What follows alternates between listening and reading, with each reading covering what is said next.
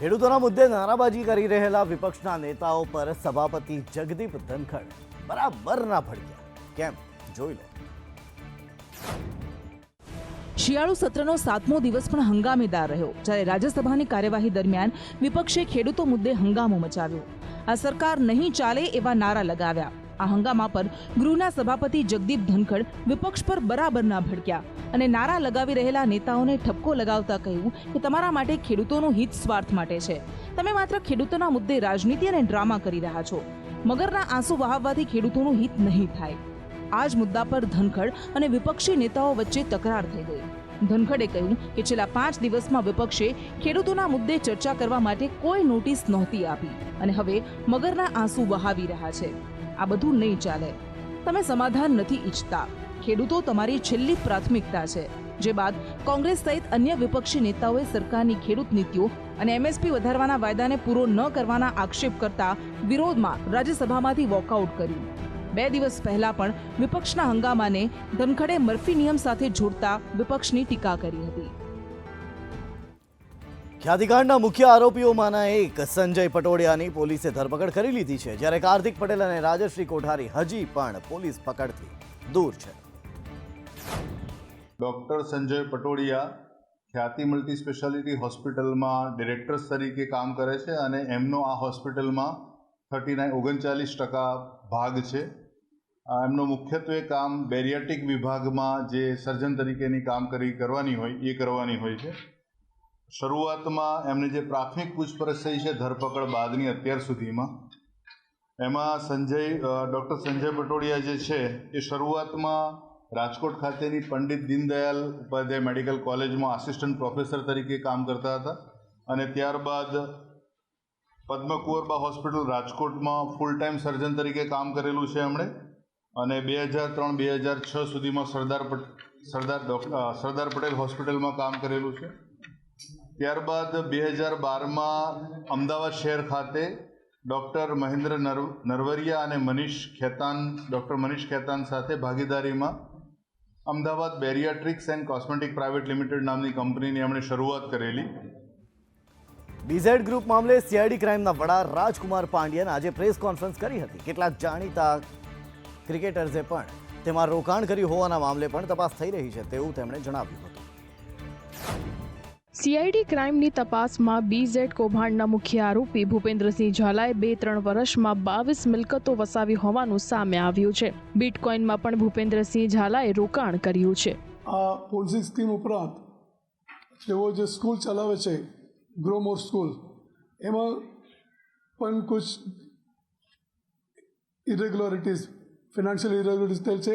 એ બાબતે પણ તપાસ થઈ રહેલ છે અને આ ઇન્વેસ્ટરમાં કુછ ક્રિકેટર્સ બાબતે પણ ધ્યાન ઉપર આવેલ છે.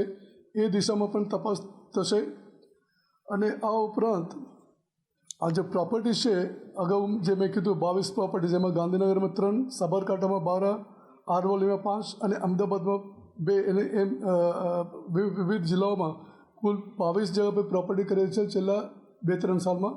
એ પણ ટૂંક સમયમાં કાયદેસરની કાર્યવાહી મુજબ અટેચમેન્ટ કરવાની કાર્યવાહી શરૂ કરવામાં આવશે.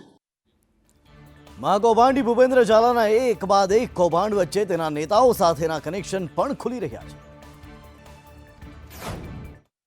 ઉત્તર અને મધ્ય ગુજરાતમાં પોન્ઝી સ્કીમ ચલાવી 6000 કરોડનું કૌભાંડ કરનાર મહાઠગ ભૂપેન્દ્રસિંહ ઝાલા હજુ પોલીસની પકડમાં નથી આવ્યો, પરંતુ તેના ભાજપ નેતાઓ સાથેના સંબંધો સામે આવી રહ્યા છે. જે મંત્રી ભીખુસિંહ પરમારે આ મહાઠગને સ્વપ્નદ્રષ્ટા ગણાવ્યો હતો, તેના પુત્ર કરણસિંહ પરમાર જ ભૂપેન્દ્ર ઝાલાના મિત્ર હોવાનું ખુલ્યું છે. એટલું જ નહીં, કરણસિંહ ભૂપેન્દ્રસિંહના ધંધામાં ભાગીદાર હોવાની પણ ચર્ચા છે. કરણસિંહ ભૂપેન્દ્રસિંહ ઝાલાના ટ્રસ્ટમાં ટ્રસ્ટી છે. અગાઉ કરણસિંહે બીઝેડની ઓફિસનું ઉદ્ઘાટન કર્યું હતું અને સોશિયલ મીડિયા પર ફોટો પણ પોસ્ટ કર્યા હતા. જોકે ભીખુસિંહ પરમારને જ્યારે આ કૌભાંડી વિશે પૂછવામાં આવ્યું ત્યારે તેમણે મૌન સાધતા કહ્યું કે પ્રવક્તાઓએ અમને બોલવાની ના પાડી છે કારણ કે તપાસ થઈ રહી છે. આમ કહીને તેઓ છટકી ગયા હતા. જોકે ભૂપેન્દ્રસિંહ ઝાલાના કાર્યક્રમમાં અનેક ભાજપ નેતાઓ મંચ પર હાજર રહ્યા હતા, જેમાં ભીખુસિંહ પરમાર પણ હતા. તો બાયડના ધારાસભ્ય ધવલસિંહ ઝાલાના પણ તેમના ખુલ્લેઆમ વખાણ કરતા અને ડાયરા કલાકાર પર આ મહાઠગ સાથે રૂપિયાનો વરસાદ કરતા વિડીયો પણ સામે આવ્યા હતા. રફતારના રાક્ષસો રાહદારીઓના જીવ તો જોખમમાં મૂકે છે અને ઉપરથી ટણી પણ બતાવે છે. આવો જ એક ટણીબાજ દારૂડિયો કાર ચાલક વડોદરાથી સામે આવ્યો.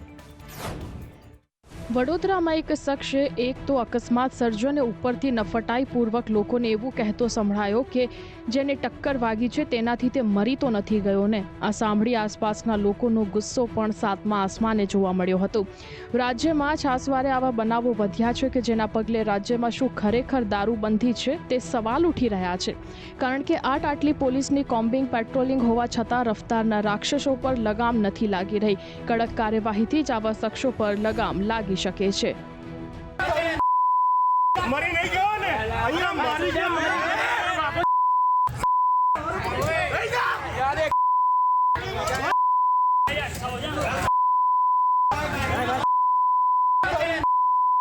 મરી નહીં ગયો ને અહીંયા મારી ગયા